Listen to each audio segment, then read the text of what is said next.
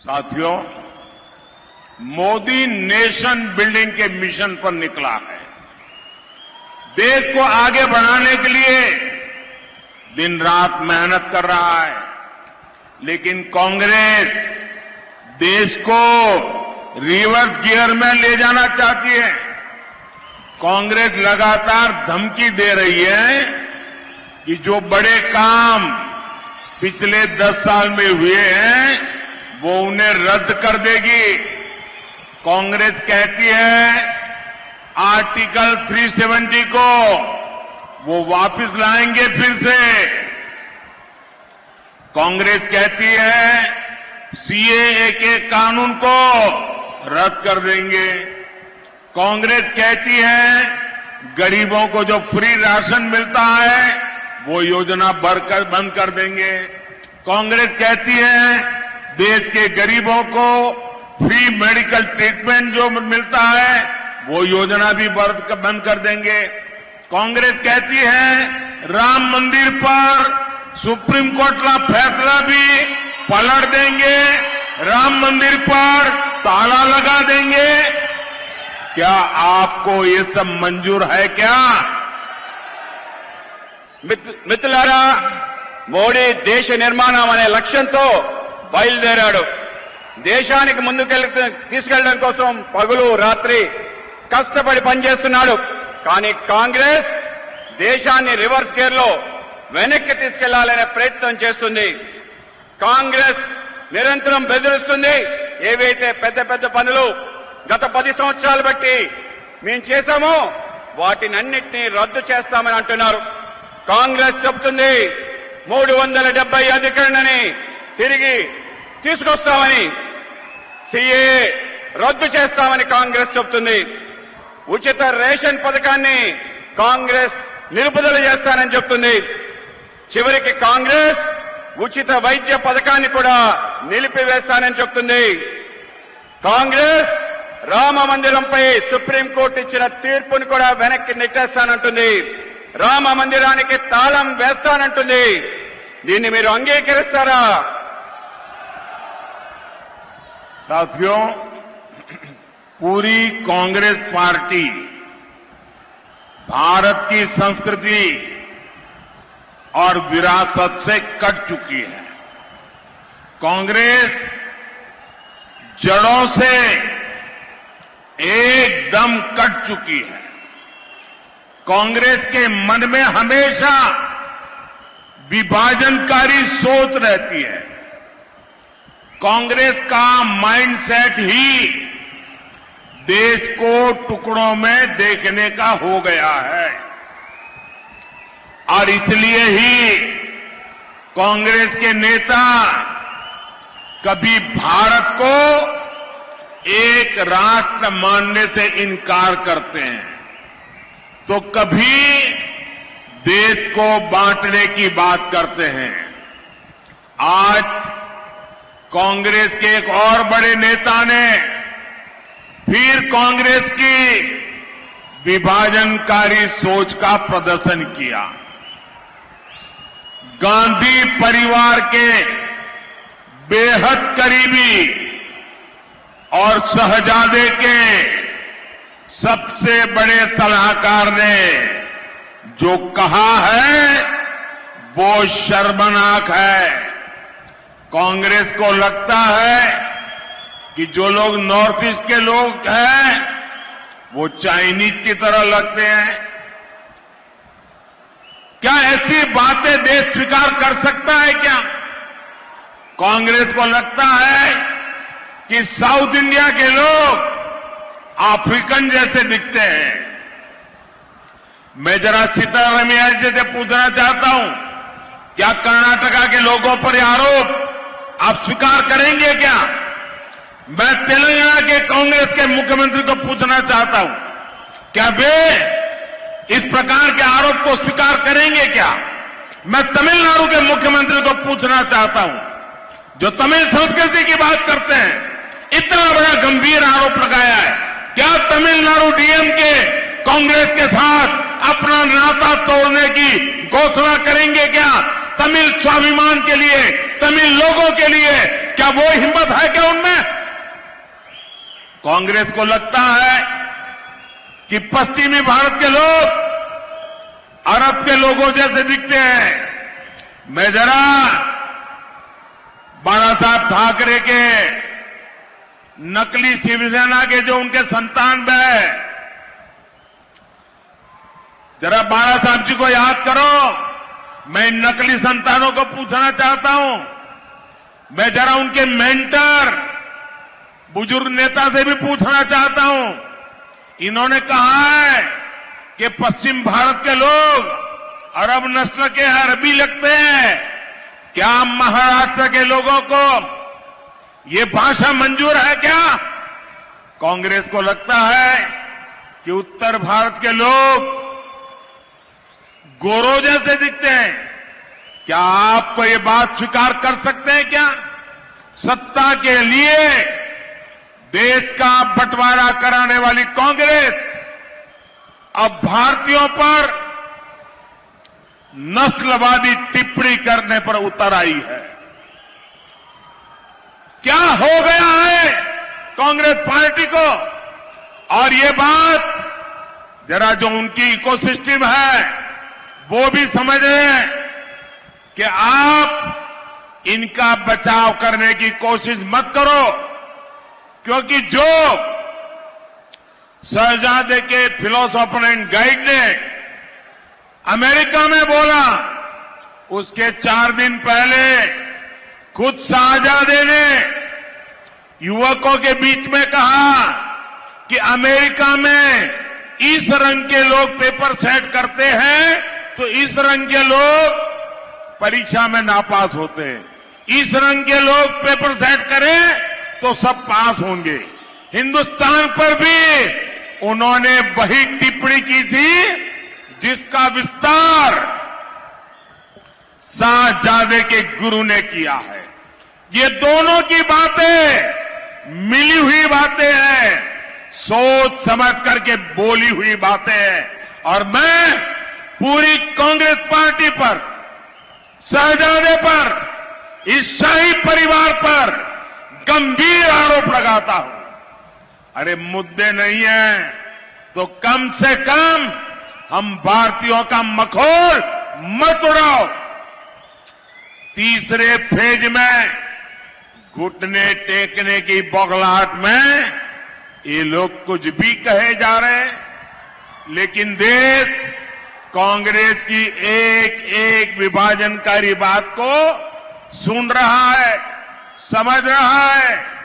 क्या आप ऐसी सोच वाली कांग्रेस को, देशवासियों के भी मैं कहना चाहता हूं, सिर्फ मैं आंध्र में नहीं कह रहा हूं, मैं देश के जहां जहां चुनाव बाकी है सभी देशवासियों को कहना चाहता हूं, ऐसा गुनाह करने वाली कांग्रेस को बख्शा नहीं जाना चाहिए, उनको सजा होनी चाहिए।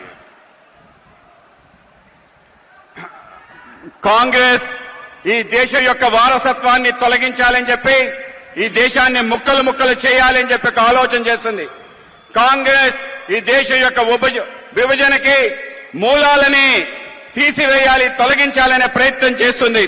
ఇవాళ కాంగ్రెస్ భారతదేశం ఒక జాతి కాదు, విభిన్న జాతుల సమూహం అని చెప్పి చెప్తుంది. కాంగ్రెస్ ఈ దేశ విభజనకి కారణమైంది. ఇవాళ కాంగ్రెస్ కుటుంబంలో అతి దగ్గరగా ఉండే వ్యక్తి, ఈ విధంగా గాంధీ పరివారానికి దగ్గరగా ఉండే వ్యక్తి మాట్లాడుతున్న మాటలు మనం చూస్తే మనందరం కూడా సిగ్గుపడాలి. ఈ రోజు భారతదేశం మొత్తం కూడా దక్షిణాది రాష్ట్రాలు ఉత్తరాది రాష్ట్రాలుగా విభజన చేయాలని చెప్పి మాట్లాడుతున్నారు. ఇవాళ దక్షిణాది రాష్ట్రాలు విభజించి అవి వేరు అని చెప్పి మాట్లాడుతున్నారు. ఇవాళ మనం కర్ణాటక సంబంధించిన వ్యక్తులు మేము వేరే రాష్ట్రం అంటే ఒప్పుకుంటారా? ఇవాళ తమిళనాడు సంబంధించిన వాళ్ళు తమిళ సంస్కృతిని పొగిడే ముఖ్యమంత్రి మేము వేరే దేశం అంటే ఒప్పుకుంటారా? ఇవాళ గాంధీ పరివారానికి అతి దగ్గరగా ఉండే వ్యక్తి ఇవాళ మాట్లాడుతున్న మాటలు ఏవైతే ఉన్నాయో మనందరినీ కూడా చాలా బాధను గురి చేస్తున్నాయి. ఇవాళ బాల్ ఠాకరే గారు సంబంధించిన ఏదైతే అతి దగ్గర సంస్థలు ఉన్నాయో ఆ పార్టీకి సంబంధించిన పెద్దలు ఎవరైతే ఉన్నారో వాళ్ళ మూలాలకి దూరం అయిపోయి ఇవాళ కాంగ్రెస్ యొక్క భాష ఏదైతుందో ఆ భాషకి వాళ్ళు కూడా వంతపాడటం ఏదైతుందో అత్యంత దురదృష్టకరం. ఇవాళ కాంగ్రెస్ పార్టీ కేవలం అధికారం కోసం దేశానికి సంబంధించిన విభజన మరొకసారి తీసుకురావాలని చెప్పి దేశాన్ని ముక్కలు ముక్కలు చేయాలని చెప్పి ఒక ప్రయత్నం చేస్తుంది. ఇది కేవలం మీకే చెప్పడం లేదు, దేశ వ్యాప్తంగా ఉన్న అందరికీ కూడా హెచ్చరిక తెలియజేస్తున్నాను. కాంగ్రెస్ ఆలోచనలోనే దేశాన్ని విభజించాలని చెప్పి, పాలించాలని చెప్పి, నల్లవాళ్ళు అని చెప్పి ఆలోచన. అమెరికాకి ఈ యువనేత వెళ్తే అక్కడ కూడా ఇటువంటి మాటలే మాట్లాడాడు. భారతదేశం గౌరవం తగ్గించే విధంగా ప్రయత్నం చేశాడు. కనుక మనందరం కూడా కాంగ్రెస్ పార్టీ యొక్క ఆలోచన పైన జాగ్రత్తగా అప్రమేయంగా ఉండాలి, వాటిని తిప్పికొట్టాలని మీకు తెలియజేస్తున్నాను. साथियों, आज एनडीए सरकार देश में इंडस्ट्रियल कॉरिडोर बनाने पर बल दे रही है. यहां भी देखिए कितने एक्सप्रेसवे बन रहे हैं. चारों तरफ 4 लेन 6 लेन हाईवे बन रहे हैं. नंदियाल एरागुंटला रेलवे लाइन का काम पूरा हो चुका है. नई कडप्पा बेंगलुरु रेलवे लाइन स्वीकृत हो चुकी है. कडप्पा एयरपोर्ट के नए टर्मिनल का निर्माण हो रहा है. आने वाले 5 साल में इंफ्रास्ट्रक्चर के ऐसे हर काम का और विस्तार होगा. बीजेपी ने घोषणा की है कि साउथ में भी बुलेट ट्रेन चलाई जाएगी. आप मुझे बताइए, आंध्र प्रदेश में बुलेट ट्रेन चलनी चाहिए कि नहीं चलनी चाहिए? మిత్రులారా, నేడు దేశంలో పారిశ్రామిక కారిడార్ల నిర్మాణకు ఎన్డీఏ ప్రభుత్వం పెద్దపీట వేస్తుంది. ఇది కూడా చూడండి, దేశంలో అనేక రకాలుగా ఎక్స్ప్రెస్ హైవేలు నిర్మాణం అవుతున్నాయి. అన్ని వైపులా 4 లేన్లు 6 లేన్లు జాతీయ రహదారులు నిర్మాణం అవుతున్నాయి. ఇక్కడ నంద్యాల ఎర్రకుంట్ల రైల్వే లైన్లు పనులు పూర్తయ్యాయి. కడప బెంగళూరు మధ్య కొత్త రైల్వే లైన్ ఆమోదం లభించింది. కడప విమానాశ్రయానికి కొత్త టెర్మినల్ నిర్మాణంలో ఉంది. రాబోయే 5 సంవత్సరాల్లో మౌలిక సదుపాయాల పనులు మరింతగా విస్తరిస్తాయి. బీజేపీ ప్రకటిస్తుంది ఏమిటంటే దక్షిణాది రాష్ట్రాలకు కూడా బుల్లెట్ ట్రైన్ కావాలని. మీరు నాకు చెప్పండి, ఆంధ్రప్రదేశ్ కి బుల్లెట్ ట్రైన్ కావాలా వద్దా? साथियों, रायलसीमा के किसानों का जीवन सिर्फ और सिर्फ एनडीए सरकार ही बदल सकती है. यहां टमाटर बहुत उगाया जाता है. आने वाले 5 साल में हम टमाटर जैसी सब्जियों के लिए स्पेशल स्टोरेज के क्लस्टर बनाने जा रहे हैं. पुलीवेंदुला में बनाना प्रोसेसिंग क्लस्टर से किसानों और नौजवानों को बहुत लाभ हो रहा है. आने वाले 5 सालों में फूड प्रोसेसिंग इंडस्ट्री का विस्तार होगा.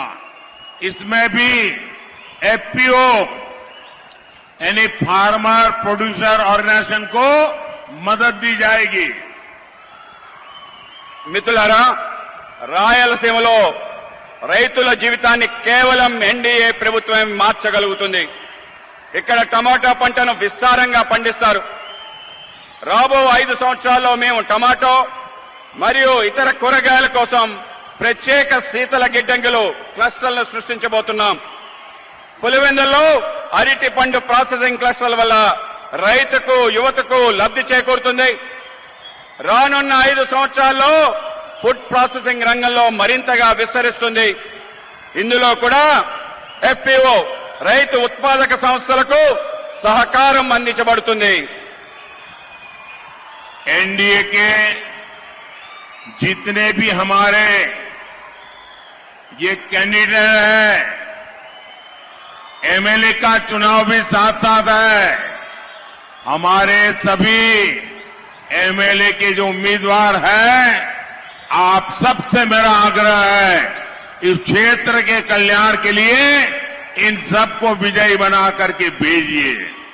इनके अलावा राजमपेट लोकसभा सीट से भाजपा प्रत्याशी मेरे मित्र किरण कुमार रेड्डी, चित्तूर लोकसभा सीट से टीडीपी प्रत्याशी प्रसाद राव, तिरुपति लोकसभा सीट से बीजेपी प्रत्याशी बाला प्रसाद राव, कडप्पा लोकसभा सीट से टीडीपी प्रत्याशी भूपेश रेड्डी, इन मेरे सभी साथियों को जिता करके दिल्ली भेजिए।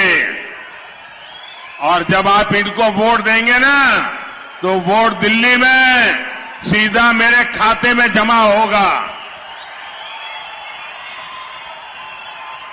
साथियों, ज्यादा से ज्यादा मतदान कराएंगे, ज्यादा से ज्यादा पोलिंग बूथ जीतेंगे। अच्छा, मेरा एक काम करेंगे,